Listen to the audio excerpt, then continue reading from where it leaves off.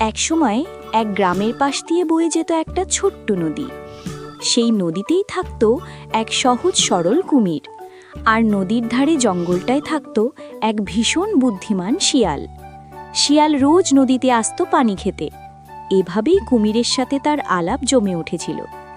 একদিন শিয়াল হাসি মুখে বলল, কি কুমির ভাই, দিনকাল কেমন যাচ্ছে? এই তো চলছে। তুমি বলো, কি খবর? আমার তো দারুণ খবর। এবছর চাষে এমন ফলন হয়েছে যে ঘরে জায়গা নেই, বিক্রি করে ভালোই টাকা আসছে। কুমির এসব শুনে দীর্ঘশ্বাস ফেলল।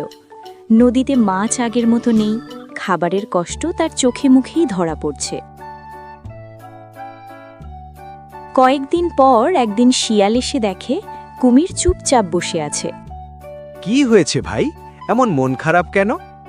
আর কি বলবো, পেটে ঠিকমতো খাবারই জোটে না। ভাবছি ডাঙায় উঠে চাষ করব। তাহলে দেরি কেন? এসো, আমরা একসাথেই চাষ করি। তুমি খাটবে আর আমি দেখিয়ে দেব কিভাবে করতে হয়। কুমির রাজি হয়ে গেল। জমি চাষ শেষ হলে শিয়াল জিজ্ঞেস করল, বলো তো, ফসলের কোন অংশটা তুমি নিতে চাও, উপরটা না নিচটা? কুমির ভাবল, আমি যা দেখেছি সব ফল তো গাছের ওপরে হয়, তাই সে বলল, আমি ওপরের অংশটাই নেব। ঠিক আছে, তাহলে আলু লাগাই। তারপর দিন রাত খেটে কুমির আলু চাষ করল। ফসল উঠল। কুমির গাছের ওপরের অংশ কেটে নিয়ে বাড়ি গেল, কিন্তু সেখানে খাওয়ার মতো কিছুই নেই। সব আলু তো ছিল মাটির নিচে। প্রথমবার কুমির ঠকে গেল। তাই রাগে কুমির আবার শিয়ালের কাছে এলো। তারপর বলল, এবার আমি নিচের অংশটাই নেব।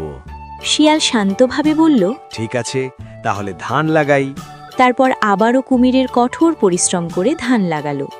তারপর কয়েকদিনের মধ্যে ধান পেকে গেলে তারপর কথা মতো শিয়াল ওপরের অংশ কেটে নিয়ে চলে গেল।